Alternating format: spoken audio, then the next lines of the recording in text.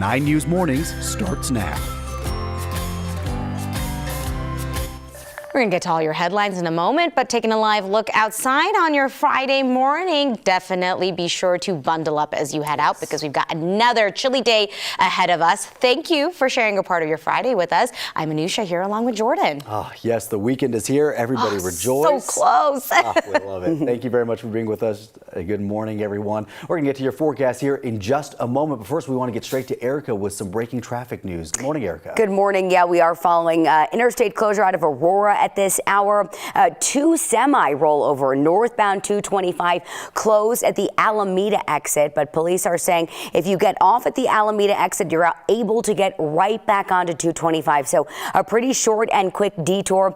Sadly, our CDOT cameras at the Alameda exit are shut down, so I'm not able to have eyes on the scene, but it does look like at Mississippi approaching Alameda, we are dealing with a little bit of slowdown with that closure. So police said there are no injuries involved with that crash, but likely going to be closed for several hours involving two semis. That usually means a lot of cleanup. As we take a look at the drive at 270 and Vasquez, very, very quiet elsewhere, and that's what we're dealing with. Travel times in good shape heading into Commerce City. On westbound 76, no delays. Both sides of 270 are in the green. And as far as southbound 225 goes, no issues to report between I-70 and I-25. You're looking at a quick 10-minute travel time. And Chris, you've got chilly news for us all this Friday. Yeah, absolutely. It's not exactly warm out there this morning. It's not going to stay warm for the next little while with those temperatures stuck here in the low 50s for today, mid 40s for tomorrow. It's not until Sunday that we warm things up, but we've got snow on the way for tonight as well. So for today,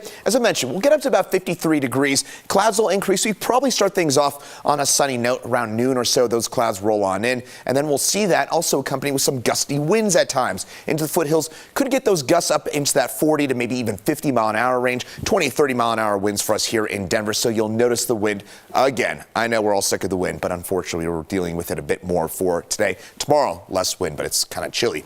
Winter weather advisories for us here into the high country, as much as a foot of snow. AC Doppler radar is quiet right now. Our next storm system up here into Utah and Wyoming, and this will drop down as we head over the next couple of hours. By about noon, we'll see that snow start to fill on in for our northern mountains, and then by about 3, 4 o'clock, it's snowing heavily in the mountains, and it's not until about 9, 10 o'clock tonight that we see that snow move its way into the Denver area. I'll have details on what you can expect in terms of totals and also impacts to roads coming up in my full forecast. All right, thanks so much for that, Chris. New overnight, the Jefferson County Sheriff's Office is once again looking for the person who threw a rock at a car, killing a 20-year-old woman. Yesterday, they said they did have a truck of interest, but then late last night, investigators said that truck was actually not connected. They said that there have been several other cases of someone throwing rocks at cars in Jeffco as well as Boulder County. Anyone with information is asked to call the Jeffco Sheriff's Office. Right now, police in Lakewood are looking for a missing Indigenous woman. Ariana Danielle Blue was last seen in Lakewood around April 5th. She's 23 years old, 5'4", and about 150 pounds. She has tattoos of butterflies and the word blessed on her wrists and flowers on her collarbones. Police say they think she's with this man, her father, Daniel Blue.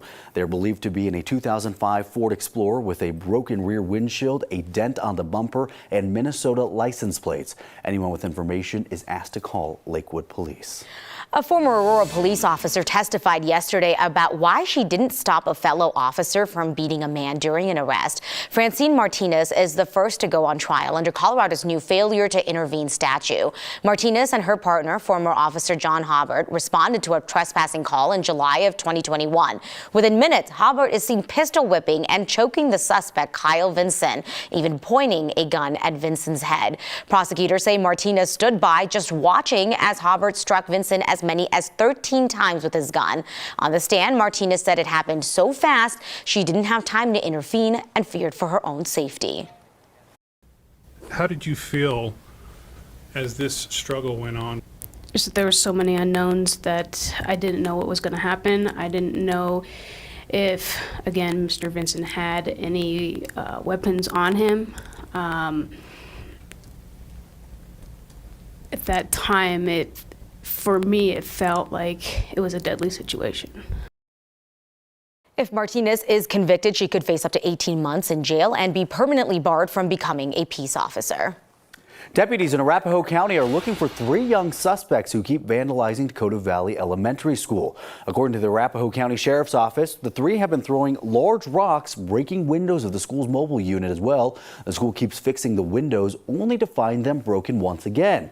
Deputies say they have been vandalizing the school since March, with the most recent incident just this past Sunday.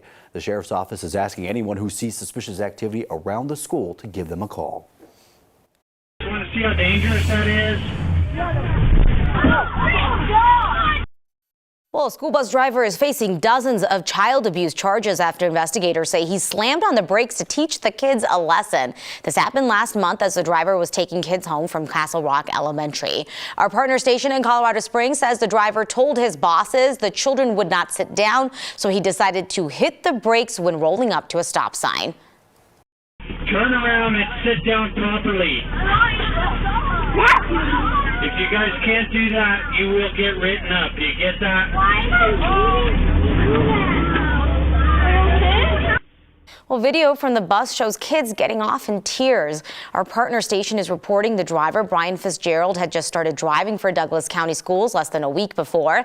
Fitzgerald wrote to his bosses apologizing for his reaction, saying he was, quote, an old school guy and did not make the best decision. The district has pulled him from behind the wheel the next day. He is facing 30 counts of misdemeanor child abuse, including injuring a student.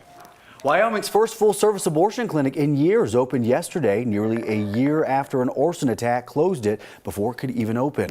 A woman was arrested for setting the Wellspring Health Access in Casper on fire last year. She told investigators the clinic was giving her anxiety and nightmares, so she decided to burn it. Once the Supreme Court overturned Roe v. Wade, a trigger ban went into effect in Wyoming, effectively banning all abortions until a judge said that wasn't allowed. Wyoming also wants to ban the pill used in medication abortions. Both those legal challenges could affect the clinic's future. Wyoming's abortion pill would not take effect until July 1st, but that could change with the Supreme Court's ruling today. Justices have to decide what to do about the common abortion drug mifepristone. A federal judge in Texas wants to strip the drug of its FDA approval. They were expected to make a decision 2 days ago, but that was pushed to today. While this is something that's getting more expensive to buy and harder to find, home insurance here in Colorado, it's something we have heard about from a lot of people after several large and destructive wildfires. Yeah, there's a new report from the state that now has the data to back it up. The study was created in the context of wildfires. Here's 9 News anchor Jennifer Meckles. Between January 2019 and October 2022, the average Coloradan saw their home insurance premium go up by 51.7%. Let's all remember what hail can do to cars and roofs. And then there are the fires. Just look at where the East Troublesome fire and the Marshall fire fall on this timeline. Marshall, East Troublesome being inflection points because some years we're lucky where the fires mainly are on, let's say, national forest land where there aren't many people, there aren't many homes, there aren't many structures. But when they do hit those structures, they are costly, as we've seen with Marshall.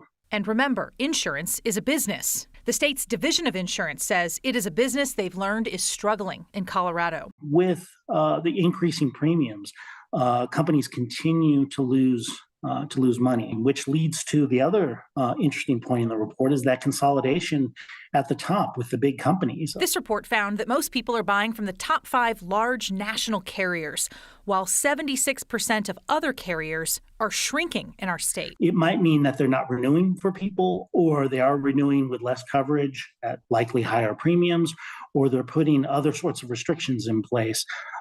Basically, they're reassessing their risk tolerance. And less insurance availability makes the state pretty nervous. And if it happens in just one area of Colorado or a handful of areas, it's not going to stay there. It's going to leak out and become a problem across the state.